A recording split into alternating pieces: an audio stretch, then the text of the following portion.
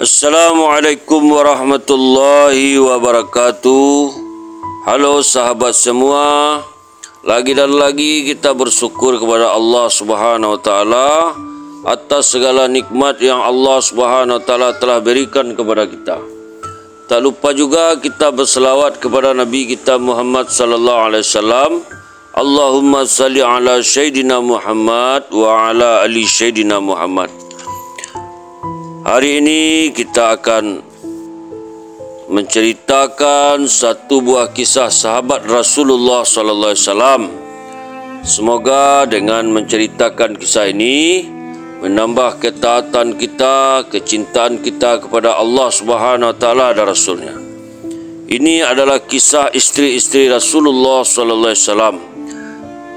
Kisah Aisyah binti Abu Bakar radhiyallahu anha.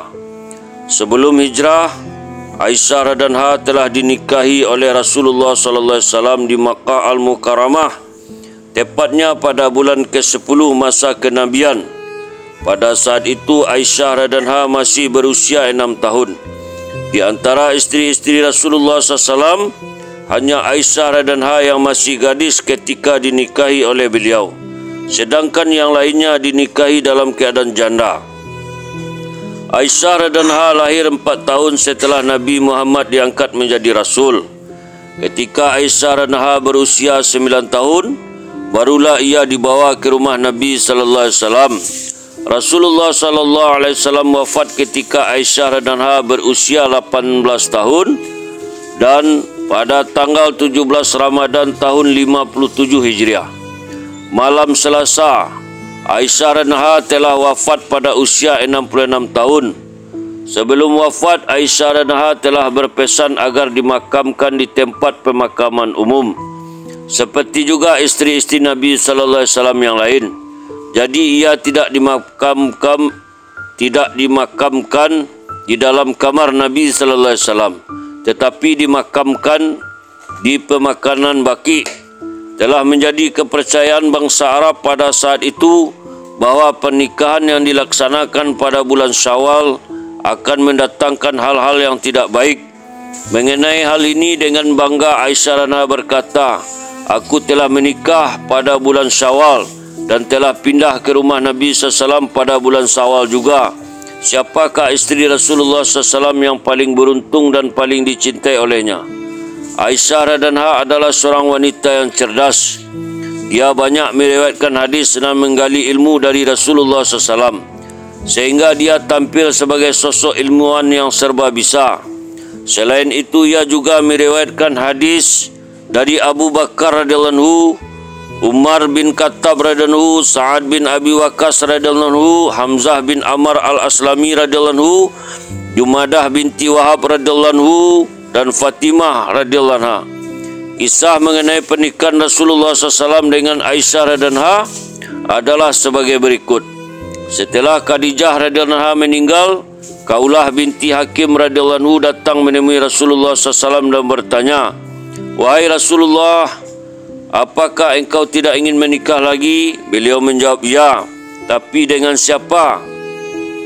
Kaulah radhiyallahu anhu bertanya, "Mana yang engkau sukai, yang masih gadis atau yang sudah janda?"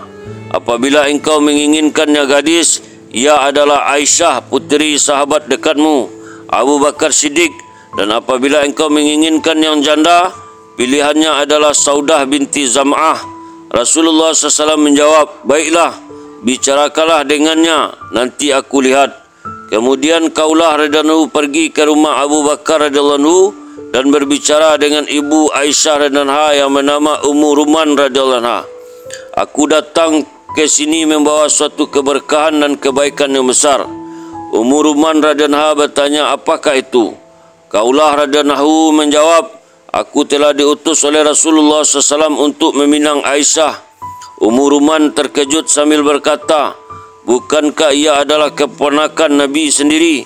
Bagaimana mungkin dinikahi? Tetapi baiklah, aku akan berunding dengan ayahnya dulu." Ketika itu Abu Bakar radhiyallahu anhu sedang tidak ada di rumah. Setelah dia datang, maka diceritakan tawaran itu, dan jawapan Abu Bakar radhiyallahu anhu juga sama dengan jawapan Ummu Ruman radhiyallahu anha, bahawa Aisyah radhiyallahu anha adalah keponakan Nabi sendiri. bagaimana mungkin ia dapat dinikahi? Kemudian Kaulah radhiyallahu datang menemui Rasulullah SAW dan menceritakan peristiwa tadi kepada beliau. Rasulullah SAW bersabda, memang Abu Bakar adalah sahabatku dan saudara se-Islam, tetapi putrinya boleh dinikahi olehku. Maka Kaulah radhiyallahu kembali ke rumah Abu Bakar radhiyallahu dan memberitahu jawapan Rasulullah SAW. Hal ini membuat Abu Bakar radhiyallahu menjadi gembira dan ia menghendaki supaya Rasulullah SAW datang sendiri. Lalu Rasulullah SAW datang ke rumah Abu Bakar radhiyallahu dan menikahlah keduanya.